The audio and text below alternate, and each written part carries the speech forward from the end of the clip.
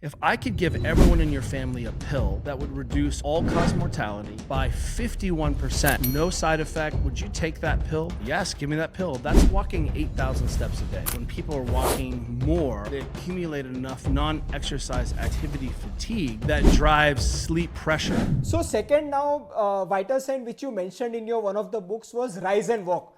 Now, due to a lot of work cultural change and remote working, there is a lot of sedentary activity going on for a working professional. Especially there is a term flowing around which is called sitting is the new smoking. I don't know how correct is that, but just to make sure that how sedentary job, especially working job, like say 6 to 7 hours of continuous desk job sitting, how it is impacting our body, and how we can counteract and how we can walk more or make more fidgeting activities or make more activities while working, so that we are not the victim of the desk bound diseases or sedentary lifestyle. Well, you know, what's interesting is we wrote Desk Bound nearly 10 years ago. At the time, it was Dr. James Levine, who was an obesity researcher at the Mayo Clinic, and he is the person who coined sitting is the new smoking. And I think what people took initially was sitting is dangerous. And I think what he meant to say was this is an insidious behavior that we don't pay a physiologic cost for, and we should be more aware that this casual thing, which, you know, doctors used to tell their pregnant, the mothers, go ahead and smoke because it'll make for an easier birth because the child is smaller to birth out. Like, that's so convenient. So we're certainly understanding now that maybe smoking isn't a great behavior. And certainly if you had a cigarette at the bar with your friends once a month, if that kills you, you're a very weak person, right? I mean, let's go camping and sit next to the fire. Let's go into a traditional kitchen where someone is cooking over a coals or a flame. Human beings have been inhaling smoke for a long time. But if we do it a lot, incessantly, for many, many hours, it hints at the fact that our bodies are best when they're in motion. So when we say, one of the things we can do is we can help people create a vital sign. Again, a minimum movement. And let me explain why this is so important, is that the sewage system of the body, the system that moves waste, takes all the broken down cells, all the broken down proteins, literally the sewage system of the body, is called the lymphatic system. And any material that is too large to pass into a capillary ends up being sequestered and pushed into the lymphatic system. The lymphatic system is bootstrapped into our muscles and is a passive system. And the way it flushes, the way all the one-way tubes work, is that the muscle contraction happens and it moves the lymph up the chain. So if you've ever flown on an airplane after a long flight and look down and your ankles are swollen, we call those cankles, right? You have ankles that look like calves, they're swollen. That's your lymphatic system backing up. That's congestion in your tissues because you haven't been moving. You haven't been pumping and flexing your feet and using your calves. And so you get this congestion. So one of the reasons that we're finding that if we want to have healthier tissue systems, if we want to flush the waste, if we want to bring higher levels of oxygen, higher levels of nutrients to the cells, then we actually have to flush the toilets before we do that. That congestion can actually rate limit a lot of our healing and a lot of our sort of natural biologic processes. So what you're seeing is movement is so important to the human that we bootstrapped movement, that the sewage system, the flushing, is based into our movement system because we're always going to be moving, because that's what we've been doing for 2.5 million years. So what we can say is, well, if I could give everyone in your family a pill that would reduce all-cause mortality and all-cause morbidity by 51%, would you take that pill? No side effects. Everyone can tolerate. Yes, give me that pill. That's walking 8,000 steps a day.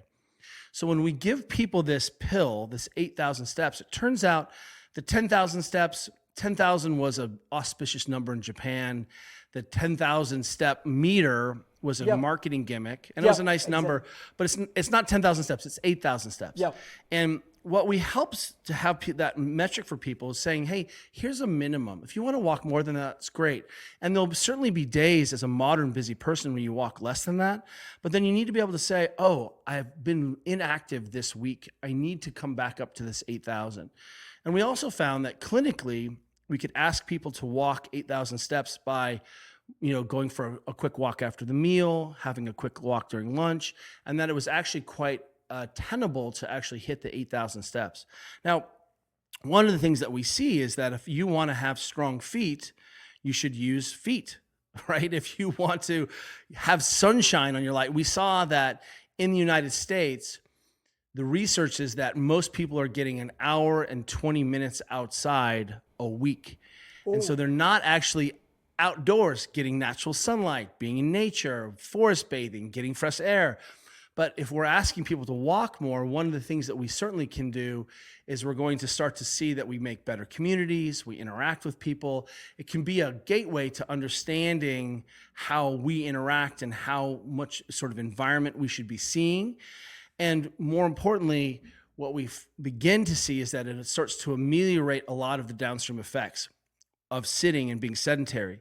So it's not that standing is good and sitting is bad.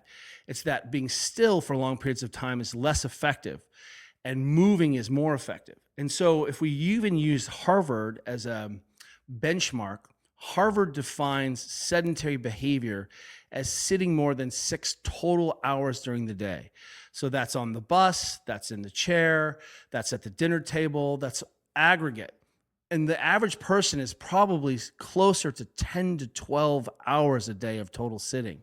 Yep. And what's happening now is we have a movement system that wasn't designed to sit.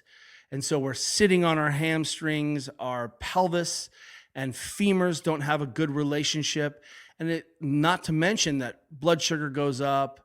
We start to sort of have a whole back ending of physiologic problems. They call that sedentary biology that happens simply because we're sitting.